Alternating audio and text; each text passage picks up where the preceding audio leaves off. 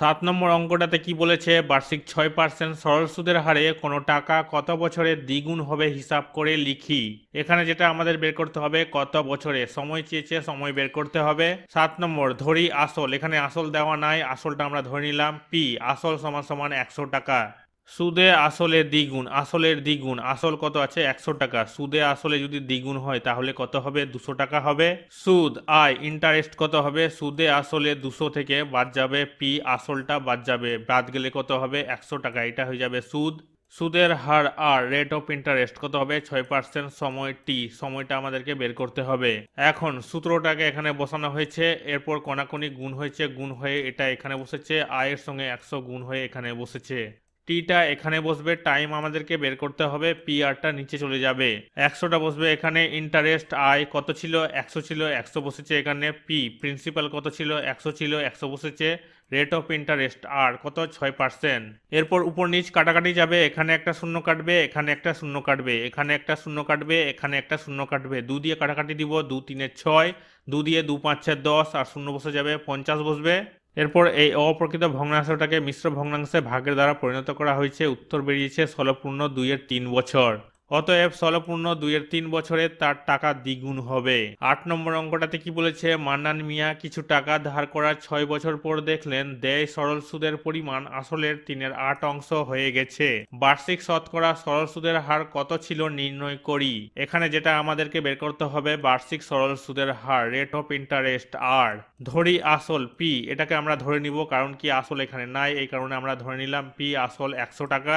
সরল সুদের পরিমাণ আসলের কত অংশ, এখানে লেখা আছে 3/8 অংশ, 3/8 অংশ সুদ ইন্টারেস্ট কত হবে, এই আসল 100 দিয়ে 3/8 অংশকে গুণ যাবে, গুণ দিয়ে বেরিয়েছে এখানে এত টাকা। সময়টি টাইম কত হবে 6 বছর। সুদের হার এটা আমাদেরকে বের করতে হবে, আর রেট অফ ইন্টারেস্ট এখন দিয়ে এখানে সূত্রটা বসানো হয়েছে, এখানে যেটা আমাদেরকে বের করতে হবে রেট অফ ইন্টারেস্ট আর। কোনাকুনি গুণ হবে, এটা বসবে এখানে, আয়ের সঙ্গে 100 গুণ হবে, ইন্টারেস্টের সঙ্গে গুণ হবে, আরটা এখানে বসবে, রেট অফ ইন্টারেস্ট এটা আমাদেরকে বের করতে হবে, পিটি নিচে চলে যাবে, 100টা এখানে বসেছে, ইন্টারেস্ট বসেছে এখানে, পি প্রিন্সিপাল এখানে বসেছে, টাইম বসেছে এখানে। এরপর এটাকে সাজিয়ে নিচে লেখা হয়েছে 100 আর 6কে উল্টে দিলে নিচে বসবে, নিচে বসেছে।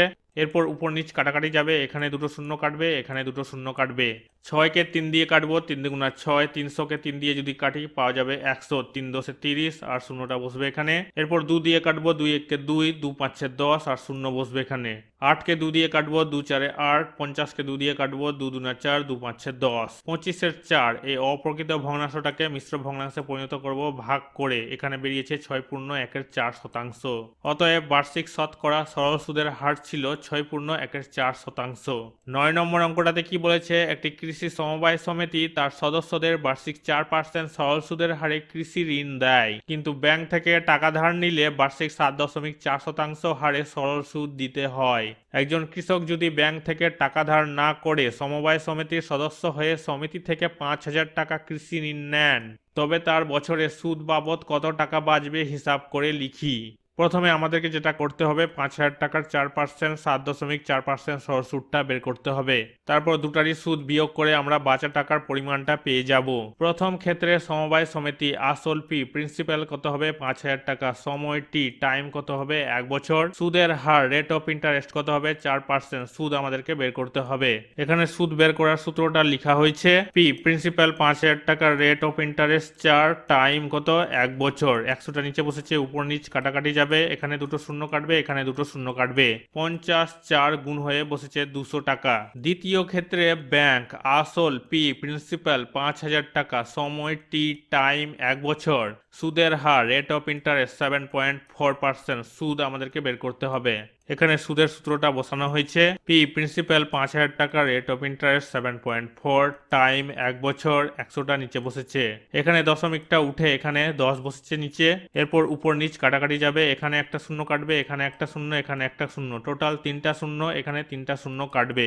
5 আর 74 গুণ হয়ে কত বসেছে 370 টাকা। অতএব দুটি ক্ষেত্রে সুদের তফাৎ কত হবে? 370 থেকে উপরের সুদটা বাদ যাবে, 200 টাকা বাদ গেলে কত বের হবে? 170 টাকা। অতএব তার বছরে সুদ বাবদ 170 টাকা বাঁচবে। 10 নম্বর অঙ্কটাতে কি বলেছে? যদি 292 টাকার একদিনের সুদ 5 পয়সা হয় তবে বার্ষিক শতকরা সরল সুদের হার হিসাব করে লিখি। এখানে যেটা আমাদেরকে বের করতে হবে, বার্ষিক শতকরা সরল সুদের হার, রেট অফ ইন্টারেস্ট, আর বের করতে হবে। আসল পি প্রিন্সিপাল 292 টাকা, এখানে একদিনের হিসাব আছে, তো এখানে বছরে যদি কনভার্ট করা হয় তাহলে 365 দিয়ে ভাগ দিতে হবে। সময় টি, টাইম কত হবে? 1/365 বছর। সুদ ইন্টারেস্ট কত হবে? 5 পয়সা, এটাকে টাকায় কনভার্ট করতে হবে। 1 টাকা সমান 100 পয়সা, 100 দিয়ে 5কে ভাগ দিলে বসবে 5/100 টাকা। সুদের হার আর আমাদেরকে বের করতে হবে, রেট অফ ইন্টারেস্ট। এখন এখানে সূত্রটাকে বসানো হয়েছে, এরপর কোনাকুনি গুণ হবে, পি আর টি এখানে বসবে, আয়ের সঙ্গে 100 গুণ হয়ে এখানে বসেছে, আয় মানে ইন্টারেস্ট। এখানে যেটা আমাদেরকে বের করতে হবে, আর বের করতে হবে, rate of interest, P R টি নিচে চলে যাবে। 100টা এখানে বসেছে, ইন্টারেস্ট এখানে বসানো হয়েছে, পি প্রিন্সিপাল বসানো হয়েছে, টি টাইম বসানো হয়েছে। এরপর এখানে দুটো শূন্য কাটবে, এখানে দুটো শূন্য কাটবে। 73কে 4 দিয়ে যদি গুণ করা হয় তাহলে 292 পাওয়া যাচ্ছে, 73কে 5 দিয়ে গুণ করলে পাওয়া যাচ্ছে 365। এই 4টা বসেছে এখানে আর 5টা বসেছে এখানে, কাটাকাটি গিয়ে এই 5টা বসেছে এখানে, এই 5টা উল্টে গিয়ে উপরে বসবে, 4টা নিচে বসবে। 5 5 হয়ে যাবে 25, 4টা নিচে বসবে। এই অপ্রকৃত ভগ্নাংশকে মিশ্র ভগ্নাংশে পরিণত করা হয়েছে। উত্তর কত বেরিয়েছে? 6.1/4। অতএব বার্ষিক শতকরা সরল সুদের হার হবে 6.1/4। 11 নম্বর অঙ্কটাতে কি বলেছে? বার্ষিক 8% হার সরল সুদে কত বছরে 600 টাকার সুদ 168 টাকা হবে হিসাব করে লিখি। এখানে যেটা আমাদেরকে বের করতে হবে, কত বছরে, সময়, টাইম, টি বের করতে হবে। আসল 600 টাকা, এখানে 600টা বসেছে।